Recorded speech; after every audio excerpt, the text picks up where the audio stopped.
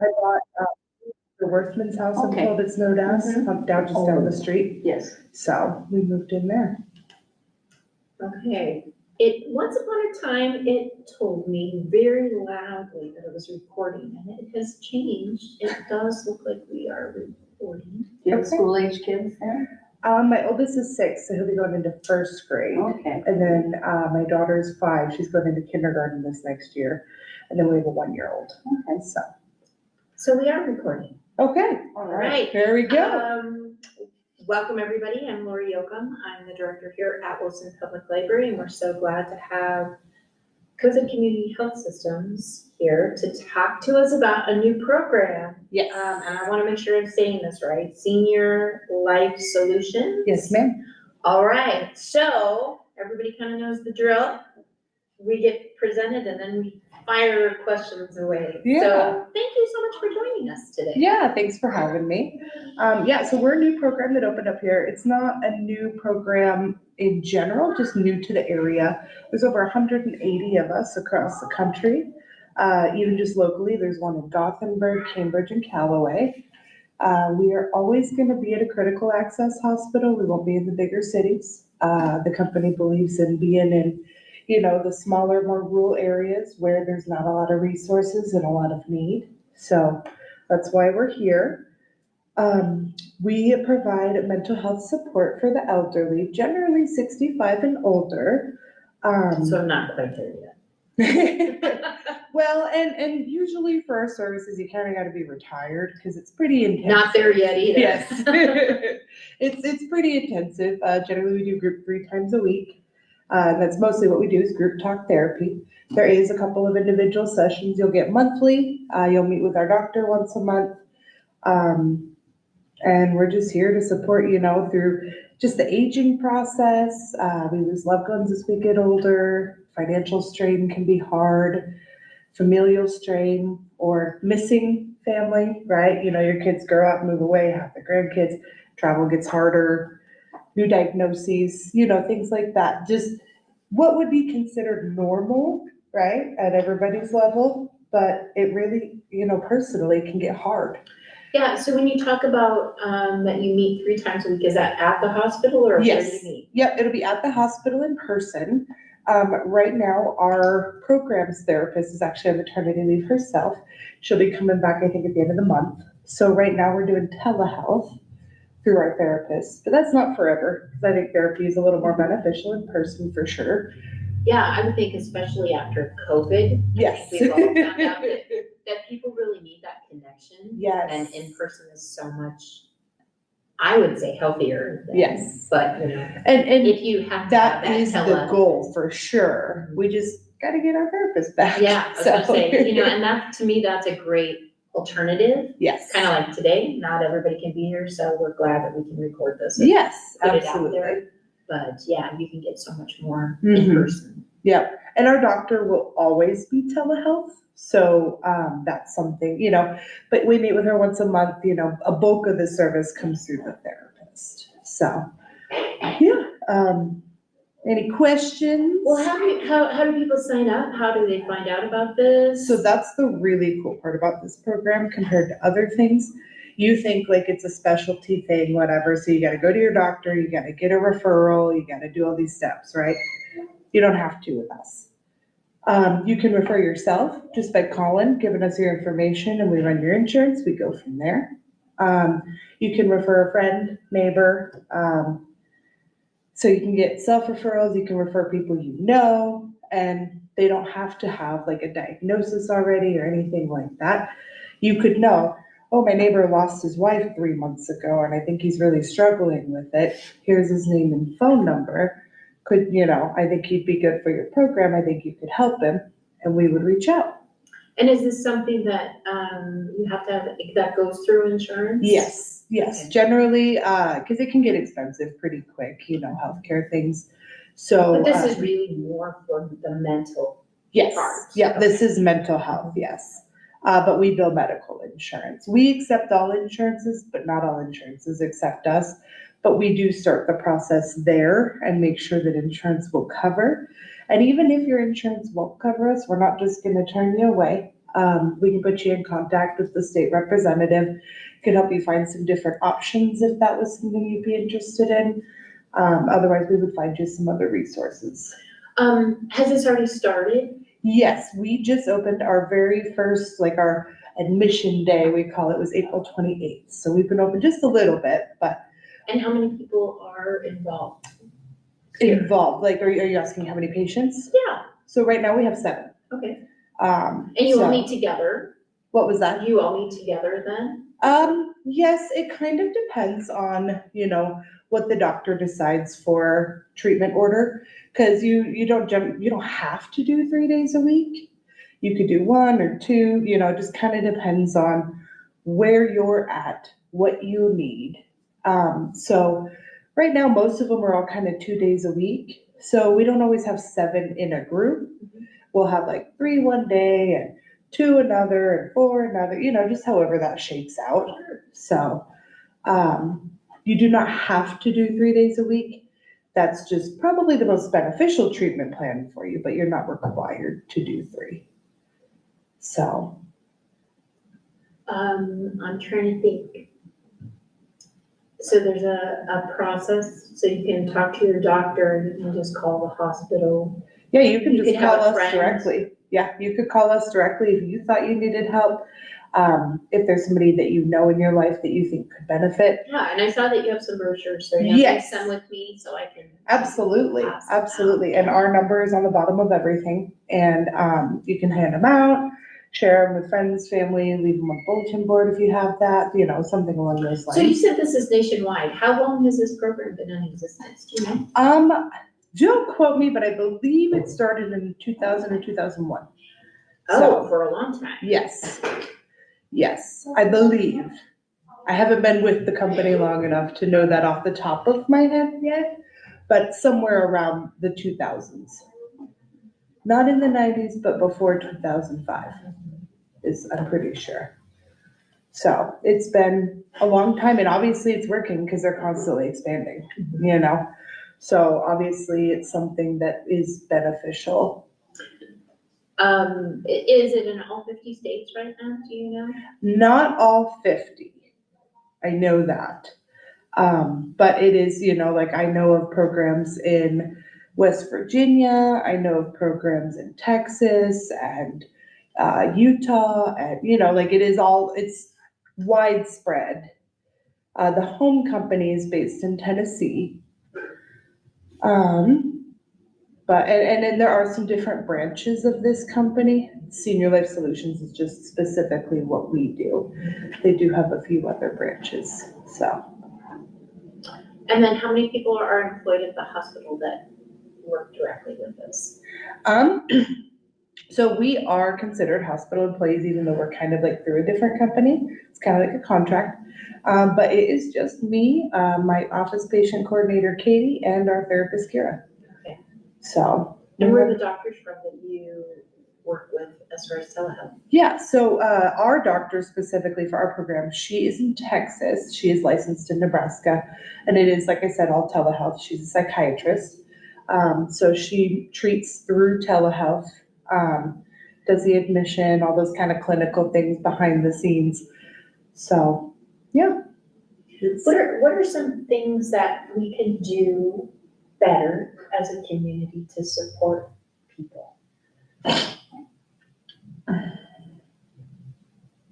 I think speaking up, instead of just staying quiet, trying not to rock boats. If you think somebody's struggling, say something rather than just let them struggle in silence. And I think that's pretty common in our older generation. They grew up in this culture, life is hard and you just deal with it. You don't talk about it, you don't show it. It's weak to talk about it. It's weak to be burdened by things. But really, we know nowadays with all of our scientific things that have moved forward that it's okay to not be okay and to ask for help. And I think that's probably one of the best things we can do is speak up personally. Yeah. Instead of staying quiet, no matter how uncomfortable it could be. And especially in a community where everybody kind of knows everybody, right? So sometimes it's easier to keep the status quo. So.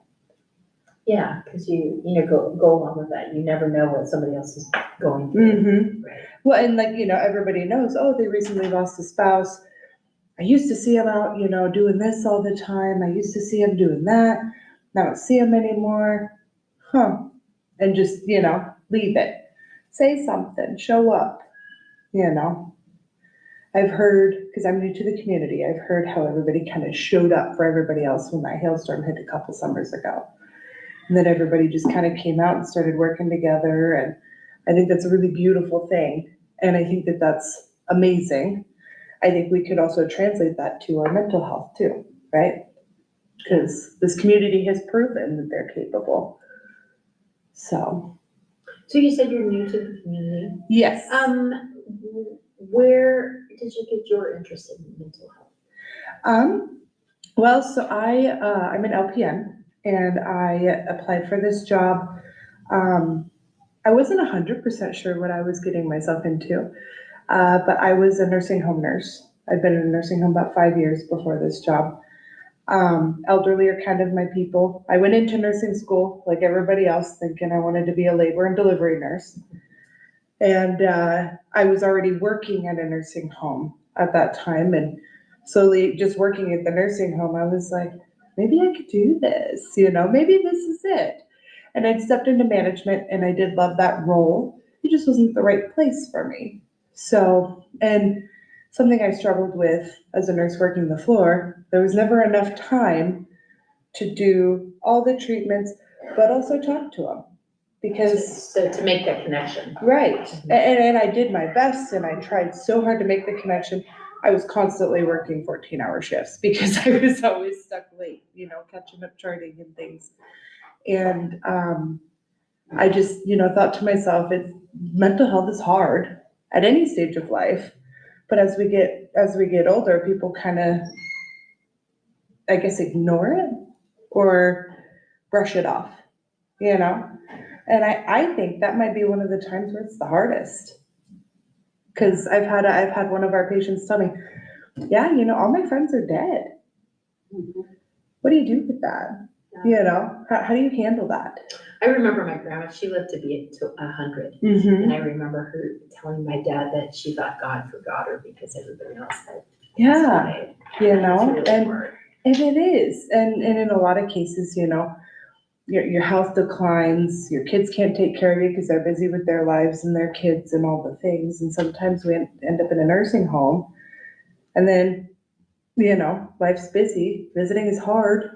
And a lot of times in my experience in the nursing home, I would see people kind of get forgotten in the nursing home. And that also, the mental health of, I'm not home, I don't have any control over my schedule, over what I do day to day, what I eat really, because there's a meal schedule made up for you. You lose a lot of that independence and then you lose the people you love too. It's just hard. Yeah. So mental health for me was always in a part of my medical treatment there. And I just kind of got to a point that I thought maybe I needed to focus on that because it's important. Yeah. Now you were talking earlier before we started about different things besides mental health. Yes. What are you going to touch on with that? Hydration, because it's been, I think, unnaturally hot for Nebraska this time of year, in my opinion. Yes. Been in Nebraska about 20 years, and I think it's been unnaturally hot. And the mugginess, is it always this muggy in Cozad? I don't remember it being so humid. Okay, because I'm new to this. I mean, you get past 4th of July and it starts, but boy. And maybe I'm just a little biased because of my current physical state that it feels muggier, but I have just been blown away. I don't spend a lot of time outside. I always think this year, it's muggier out there. We are kind of the beginning of the West here. See, yeah. But like Lincoln, Seward, it's, It's always way worse that farther east for sure. Later too. I mean, it's just been a weird year. Yeah, okay. We had so I'm nicer not days crazy. in March and April than we did in June, Yeah. People in sweatshirts and. Well, I think once the corn gets grown too. Oh, yes. Definitely. When the corn grows, that's when. And, it used to be knee high by the 4th of July. And 6 4th of feet. July, it was already taller than 6 feet. Yeah. Well, that rain we've had lately too, I think might be affecting that, Sure. all the storms. So I want to talk about 10 reasons why hydration is important. For all ages. For all ages, yes. Okay. There are some pieces that are specific to our elderly community too. Research shows that 75% of Americans are chronically dehydrated. That's everyone. That's all age groups, all over. Isn't that just crazy? When you know I believe it. you're mostly water as it is. Yeah. I think it's somewhere around 80% of your body is water. Mhm. And 75% of us are chronically dehydrated. And we kind of touched on this earlier. By the time you feel thirsty, you're already dehydrated. Because that's your brain saying, hey. But as we age, drinking water becomes more important. It's common among older adults, occurring in up to 28% of our elderly are chronically dehydrated. So 75 is all population, but then 28% is just in the elderly. And dehydration, correct me if I'm wrong, can impact like brain fog. Oh, for sure. There's So tons. you can, not only be dizzy, but just be very confused when you're dehydrated. Dehydration alone can cause, frequent UTIs. And those can also cause confusion and then sepsis. And, truly, I have seen a lot of those things happen and it's not good. And something as simple as drinking enough water could be helpful. And it is hard, because as we get older, metabolisms slow down. You're not eating as much, therefore you're not drinking as much. So it can be harder, right, to drink the water that we do need. Like your natural thirst levels, just like, your appetite too, drop as we get older. Well, and two, you can drink other things besides water. They give you hydration, but you have to be careful with things like coffee. Coffee will dehydrate. Which will dehydrate, or tea. Because it's a diuretic, Yep, for sure. And older adults are more likely to take actual diuretics, which is a medication that makes you excrete more water material, which also leads to dehydration. So it's just really hard to keep up with it. So you just kind of touched on this. Reason number one, improved brain performance if you're drinking enough water. Even mild hydration, even like a 2% fluid loss, can affect your memory, your mood, concentration, and your reaction time. So even like driving and things like that. So even just drinking a couple more glasses of water a day can have a positive effect on your cognition. It can stabilize your emotions, and it can combat feelings of anxiety because your brain is working better. Digestive harmony is another fact where it's easier, helps everything move along the way that it should and keeps us from getting other complications that could end up putting us in the hospital in emergency surgery. You're gonna have more energy, you're tired all the time. Something as simple as drinking more water can up those energy levels because your body's not having to work so hard to spread the water that it does have throughout your system. And it slows down your circulation, but then also it affects the flow of oxygen to your brain, and that's where that fatigue comes from. It can help with weight loss and management, because it provides a sense of fullness. So yeah, because I've also heard that if you're hungry, well, if you think you're hungry, you should really drink a glass of water. Yep. Because what your brain's really saying is, I'm dehydrated. Yep. Well, and I don't know about that, but if you are trying to lose weight, you could replace with water. Now, I'm not saying don't eat any food and drink water all day. That's not it at all. But definitely in between meals, you think you're going to grab like a bag of chips, maybe a glass of water is a better choice. And then you're hitting your hydration and you don't feel hungry. So it can decrease joint pain because cartilage in our joints is 80% water. So being dehydrated can affect your joints and make it hurt more. So That was probably my most interesting one I found out on this. You can have a better temperature regulation, people who easily get cold or hot, whatever. And I've had, little old ladies tell me before, well, if I drink a bunch of cold water, then I get cold. So that's why I don't drink any water. Drink room temperature water. Well, I've actually heard that room temperature water hydrates you faster than. Yes, because your body doesn't have to work to cool it down. Kidney stone prevention, right? Because you're not building up a bunch of calcium in your kidneys, and you can help prevent getting those along with UTIs. UTIs are very, very common in the elderly. It can help you have a healthier heart because your blood is mostly water. If you don't drink enough of it, it becomes concentrated. So then your electrolytes go off, and these minerals are actually those minerals in charge of how the electricity of your heart works. Like potassium and sodium, the electricity of your heart runs on that. So if you're dehydrated, there have been cases I've seen, somebody goes into the ER for palpitations because their heart's beating too fast. And I think I myself went once. Is that really because they're dehydrated? Yeah, because their electrolytes were off. Wow. So, improved detoxification. So it helps your body's natural detoxification systems, your liver, all of those things that remove waste and harmful substances. And then also like breathing, sweating. It helps your built-in detox processes, so it can help your overall health. You're not building up a bunch of stuff. And then the last one, which when I was in cosmetology school a million years ago, fewer headaches. You have a headache, drink more water. Anybody that knows me knows I tell them that all the time.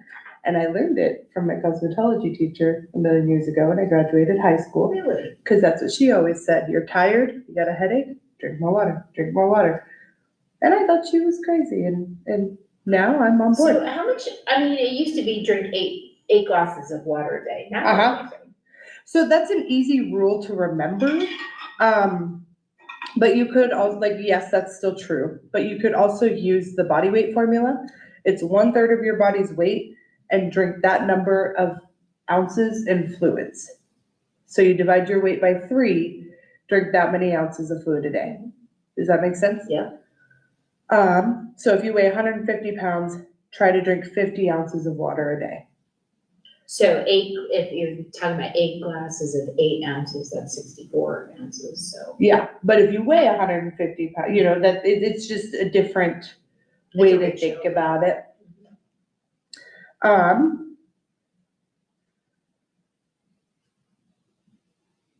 In here it says, make it a point to drink a big glass of water with every meal.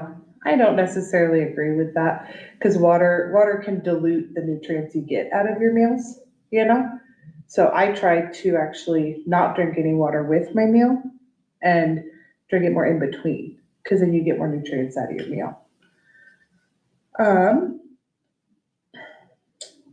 So mild dehydration can be resolved by drinking fluids, but the severe dehydration needs to be medically intervened. So you need to see a doctor, go to urgent care, go to the ER. How do you know when you're severely dehydrated? That's where I'm going with Right. it. So, confusion, trouble urinating, dark urine, like cola color, really, really bad. Rapid breathing or heartbeat, kind of like I talked on earlier, it can cause palpitations. It can feel kind of like an anxiety attack physically, and then your brain too, because what's going on? I don't understand. Dizziness or feeling faint, having a dry mouth. So, if you feel like that, and you can start drinking water, but maybe go see your doctor too. It doesn't have to be an ambulance ride, but definitely get yourself checked out. So that's what I have on I was going to say, if hydration. 75% of Americans are chronically dehydrated, it sounds like we all need to go see the doctor anyway. Right. Well, and we all need to just, drink water. And it's so hard because, nowadays, I find, if I go to the movie theater, it's just as expensive for me to get a bottle of water as it is for someone to get a large soda. And the soda is fun. Right, But it dehydrates you. right. And I think it's a cultural thing, personally, you know, the culture of Americans and how we do those things. And sometimes even at the gas station, you know, the soda's cheaper than the water is. And you find that with food too, right? The chips are gonna be cheaper than the salad is. So what are you gonna pick if you're on a tight budget? So, yeah. And I personally, I drink that water better cold. If it doesn't have ice, I'm not as good about it that day. Well, I know, like, I don't know how many you should drink, but we're at 12:30 and this is my first glass of water. So I'm already, the way I'm sucking it down, I already know that I'm dehydrated Yep. for today. Well, and it's easy to do that, especially when you're at work and you're busy, right? Like you're busy doing what you need to do. So you're not sipping all day, you know, getting enough. And then it's like, oh no, I haven't done enough. And then you drink a whole bunch and that doesn't do as much good either to drink a bunch at once either. So. Well, I've asked a lot of questions. You have. How about our other audience members? What is your name? I know it was in the, No, that's okay. My name is Emily Hetzel. and what does your husband do, Emily? He is a mechanical tech at Miller Repair in Maxwell.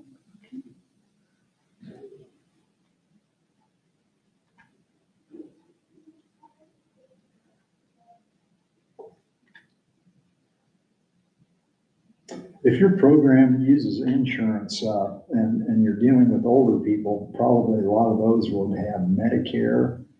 Yeah, So people does- do have So that. does Medicare, pay for these kind of services? Yes, so generally when we admit people, we don't want to admit you if your insurance won't cover us 100%. Because it does get pricey pretty quick, because you're coming 3 times a week. And every day you come for group, it's technically 3 sessions. So if you had like a $10, $20 copay, that's $60 a day, 3 times a week. I couldn't afford that, you know? So, we just make sure we run your insurance before we move forward with an admission process. And, even if it doesn't work out, we will give you some resources for next steps with other things if we needed to. I see. We don't turn anyone away without giving them something. Are there places in Cozad or in Dawson County, for people maybe who would not qualify for your program? There are some personal therapists here in town. I know of a few of them. Gothenburg as well has some, you know, they're pretty close. But usually our first step is putting you in contact with a SHIP representative, which is the state health insurance something, I can't remember the P. And they can help you find a different insurance, because they might even help you find a better insurance that covers more than the one you have now. Because she's kind of a neutral third party rather than these private insurance sellers who have sometimes their own things in the back of their minds instead of what's best for you. I think of like Alcoholics Anonymous. Mm-hmm. You know, sometimes you just need that group of Mhm. people to talk to. So I didn't know if there was anything. Well, I know that Thea, through the hospital, she does have a grief group that meets, I believe it's one Thursday a month. So she has that, and I think another Alzheimer's support group too. I guess I didn't realize she was still doing a grief group. Yeah. Do you know any information about that? Not off the top of my head. I did just see a post the other day though, where she was talking about it. I think it's like the 3rd Thursday of the month or something along those lines. I know that they used to have a grief group, I should say a grief group. They used to have a dementia support group, Mm-hmm. at Meadowlark, but I also know that kind of, with COVID, it kind of. Well, I think stopped. Thea still wants to do that, and I've heard about it. I don't know if she still is. We're still pretty new and getting integrated ourselves. Yeah. But I have talked to Thea a bit, but I did see a bereavement group is what it's called, post the other day on the hospital Facebook. Okay. But I have heard about her Alzheimer's support group, so. I don't know if she's still doing it 100%, but I know at least she's at least wanting to. She still gets talked about. Yeah. So, Perfect, that's just a lot of resources that you've given us, so Yeah. thank you very much. Other questions from you guys?